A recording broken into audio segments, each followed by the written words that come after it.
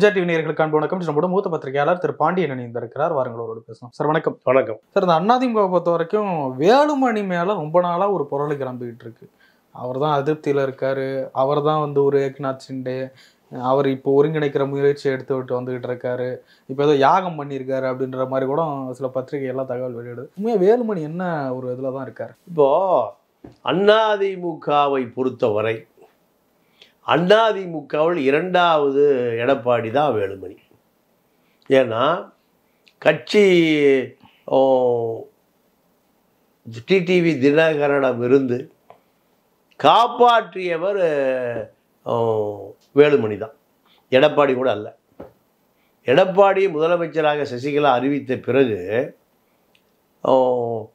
தினகரனை முதலமைச்சராக்குவதற்கு சசிகலா தரப்பு முயற்சி பண்ணுது. இதை நீங்கள் அப்போது உளவுத்துறை ஐஜிஆர் சத்தியமூர்த்தி தகவல் அறிந்து சொல்லுகிறார்.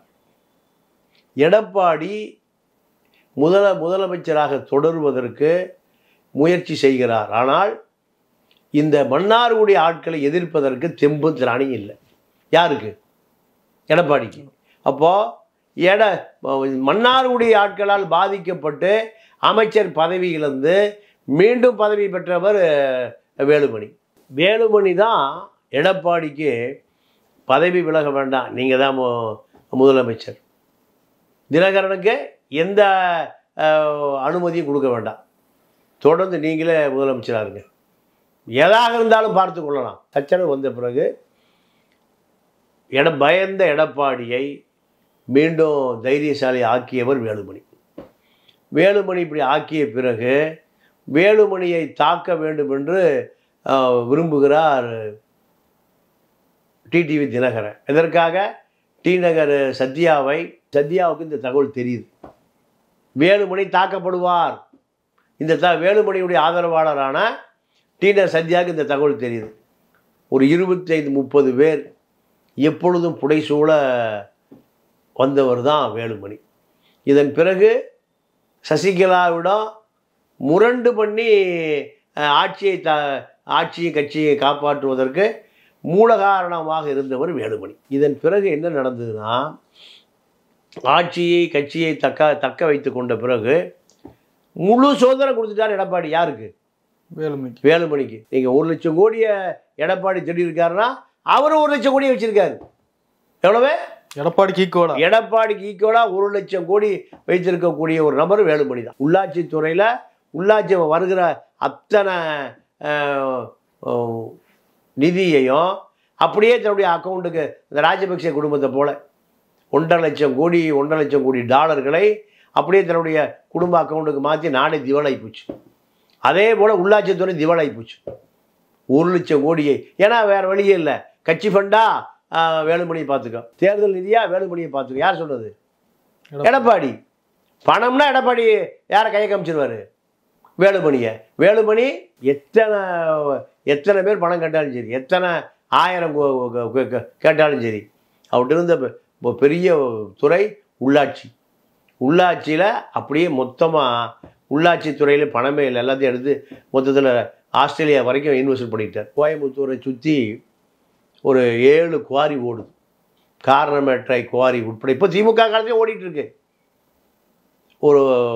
அதாவது 1/4 இன்ச்சு ஜல்லி, 1/2 இன்ச்சு ஜல்லி, 3/4 இன்ச்சு ஜல்லி, 1 இன்ச்சு ஜல்லி சிப்ஸுன்னு ஒரு நாளைக்கு எனக்கு தெரிஞ்சு ஒரு 15 கோடி ரூபாய் நீங்கள் ஜப்பான் இம்போர்ட்டட் மிஷின்களை வைத்து ஒரு லாரி உள்ளே போச்சுன்னா ஒரு 50,000 ரூபா 1 லட்ச ரூபாயை கட்டிட்டு கேஷாக கட்டிட்டு உள்ளே போச்சுன்னா 5 நிமிஷம் வெளியே வந்துடும். ஒரு லோடு ஃபுல்லாக ஜல்லி நிரப்பி அனுப்பப்படும். இப்படி அவருக்கு 8 குவாரி ஓடுது. இதுதான் வேலுமணி. இப்போ வேலுமணிக்கு அடுத்த கட்டம் என்னென்னா, கொங்கு பெல்ட்டில் எடப்பாடி தலையிடக்கூடாது. எடப்பாடிக்கு கொங்கு பெல்ட்டில் நான் தான் வேட்பாளர் போடுவேன், நான் தான் மேயரை போடுவேன், நான் தான் சட்டமன்ற உறுப்பினர், நான் தான் எல்லாம், கொங்கு பெல்ட்டுக்கு நான் தான் முதலமைச்சர்.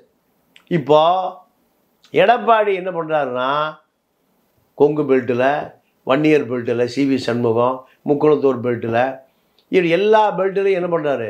தன்னுடைய ஆளுமையை செலுத்திய பிறகு தான் வேலுமணி இப்போ நம்ம அரசியல் ஈடுபடலை, நம்மை டம்மி ஆக்குறாரு.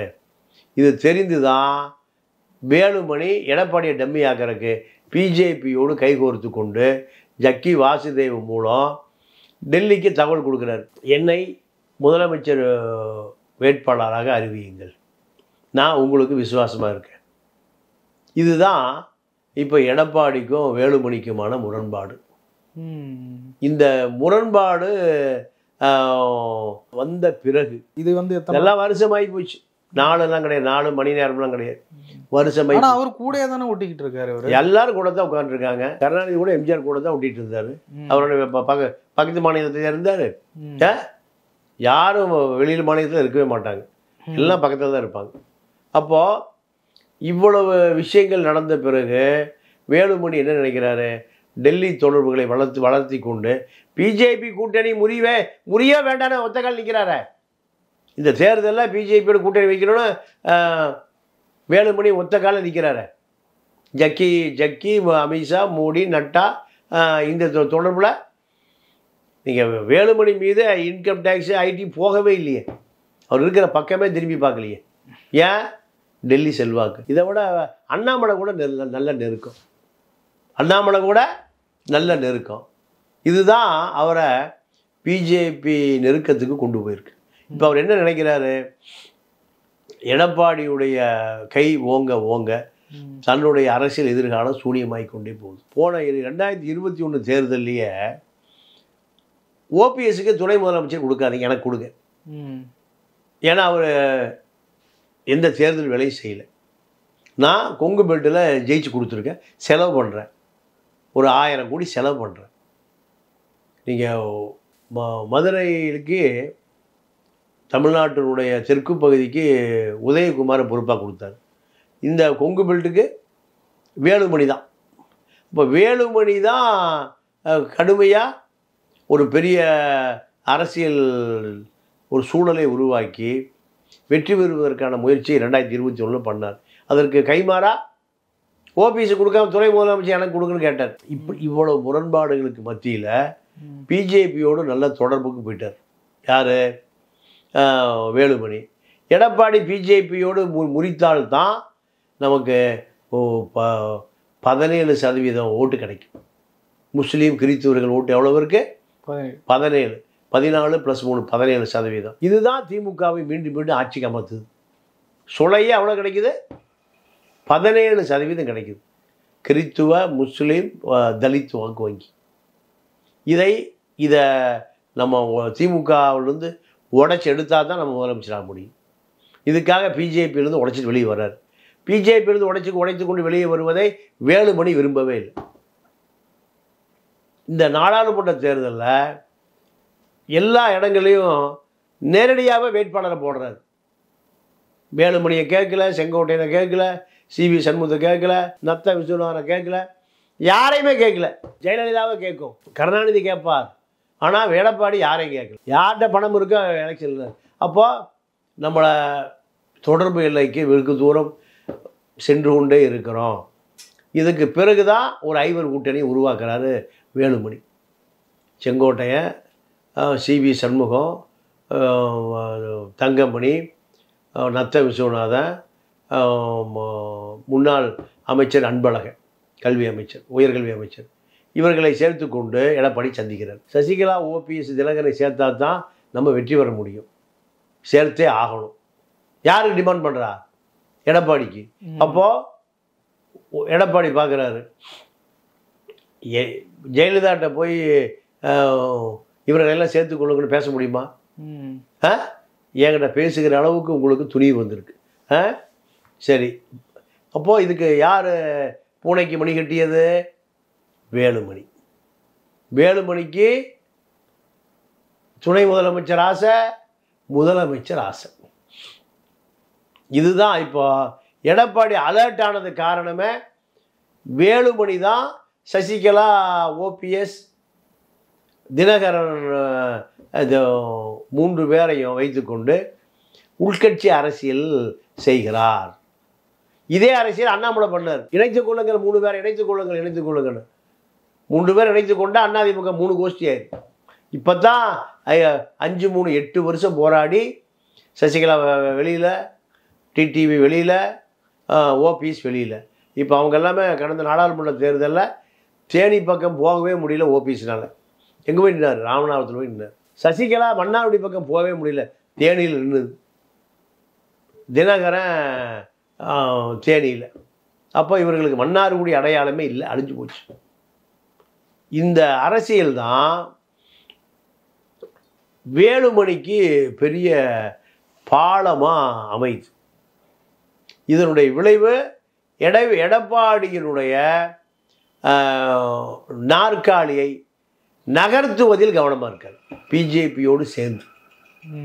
இதுதான் யாகம் வளர்த்துறார், முதலமைச்சர் நாற்காலியை நோக்கி நகர்த்துறார், பிஜேபி தொடர்பு வச்சிருக்கார், ஜக்கியோடு பேசுகிறார், உள்ள ஒரு ஐவர் கூட்டணி அமைக்கிறார். இப்படி கட்சி பலப்படுத்தணும். கட்சி ஆளே இல்லாத கட்சிக்கு எதுக்கு எப்படி பலப்படுத்த முடியும்? டிடிவிக்கு பின்னாடி ஆள் இல்லை, சசிகலா பின்னாடி ஆள் இல்லை, ஓபிஎஸ்க்கு பின்னாடி ஆள் இல்லை. இவர்களையா இவரை தன்னை பலப்படுத்தி கொள்வதற்கு இந்த பிரச்சனைகளை கையில் எடுக்கிறார். இது எடப்பாடிக்கு மேலும் மேலும் நெருக்கடியை ஏற்படுத்தி கொண்டே இருக்கு. பிஜேபி ஒரு பக்கம் நெருக்கடி, அண்ணாமலை ஒரு பக்கம் நெருக்கடி, சசிகலா ஒரு பக்கம் நெருக்கடி, ஓபிஎஸ் நெருக்கடி, டிடிவி உள்கட்சியில் செங்கோட்டையன், சிவி சண்முகம், தங்கமணி, பாலக்கோடு அன்பழகன், நத்த விஸ்வநாதன் இவர்களை வைத்து எடப்பாடிக்கு நெருக்கடி.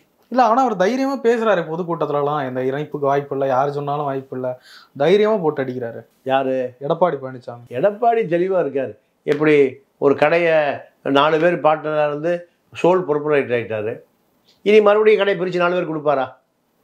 முடிஞ்சு போச்சு. அதெல்லாம் இப்போ ரெட்டையில யார்கிட்ட இருக்கு? எடப்பாடி பழனிசாமி. கட்சி யார்கிட்ட இருக்கு?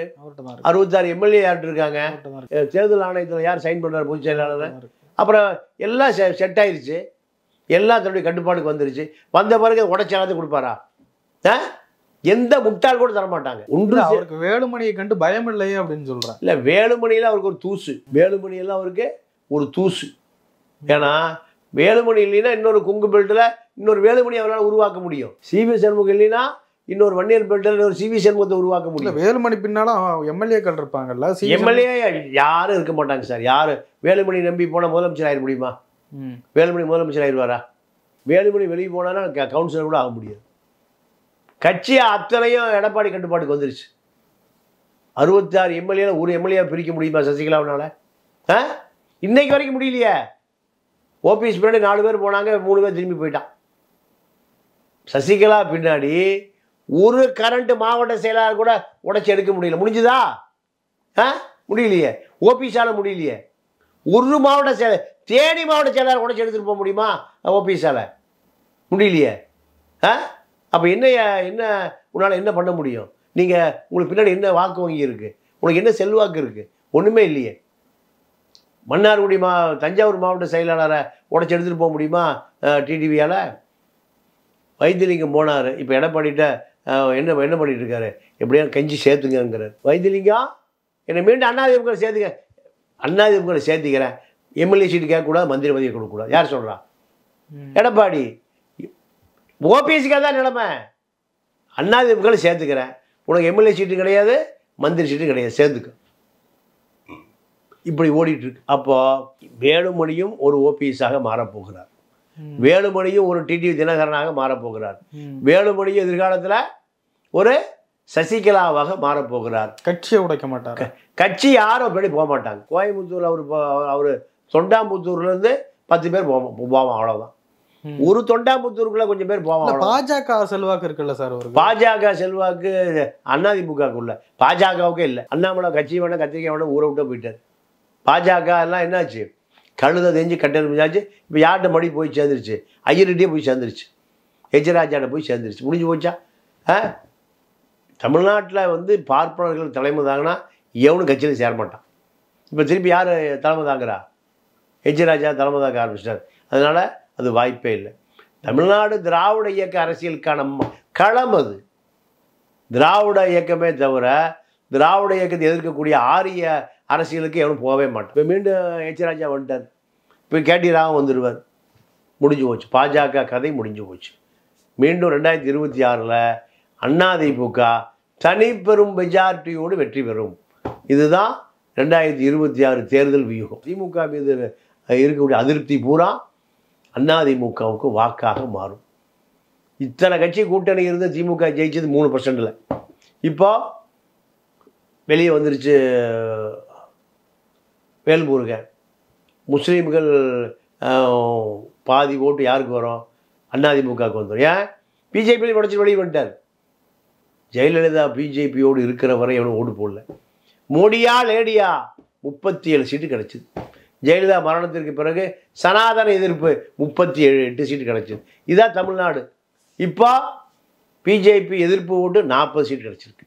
பிஜேபி எதிர்ப்பு மனநிலையில் எடப்பாடி தொடர்வதால், வேலுமணி பிஜேபி மனநிலையிலே தொடர்வதால், இவர் எதிர்ப்பு மனநிலை, அவர் ஆதரவு மனநிலை. வேலுமணியினுடைய அரசியல் எதிர்காலம் சூனியமாகி கொண்டே வருகிறது. ஒரு காலகட்டத்தில் அது இன்னொரு ஓபிஎஸ்ஸாக வேலுமணி மாறுவார். சி.வி. சண்முகம் ரொம்ப நாளாக அமைதியாக இருக்காரு. அவர் அமைதியாக இருப்பது தவறா, ஆர்ப்பாட்டமாக இருப்பது? அவர் எப்பவுமே பேசிக்கிட்டே இருப்பார். எப்பவுமே இல்லை. என்ன சொல்றீங்க? அமைதியாக இருக்காரா, பேசிட்டு இருக்காரா? இல்லை, வேலுமணி மாதிரியே அவரையும் சொல்றாங்க. இல்லை, அமைதியாக இருக்கார். அமைதியாக இருப்பது நல்லது. எடப்பாடியோடு சேர்ந்து கொண்டார். பேசினா தானே பிரச்சனை. வேலுமணியை நம்பி பிரயோஜனம் முடிவு பண்ணிட்டார். யாரு? சி.வி. சண்முகம். அதனால எடப்பாடி எதை சொல்லுகிறாரோ அதை கேட்க ஆரம்பித்து விட்டார். அவ்வளோதான். சார், நிறைய விஷயங்களை பகிர்ந்து முடியும். ரொம்ப நன்றி. நன்றி, வணக்கம்.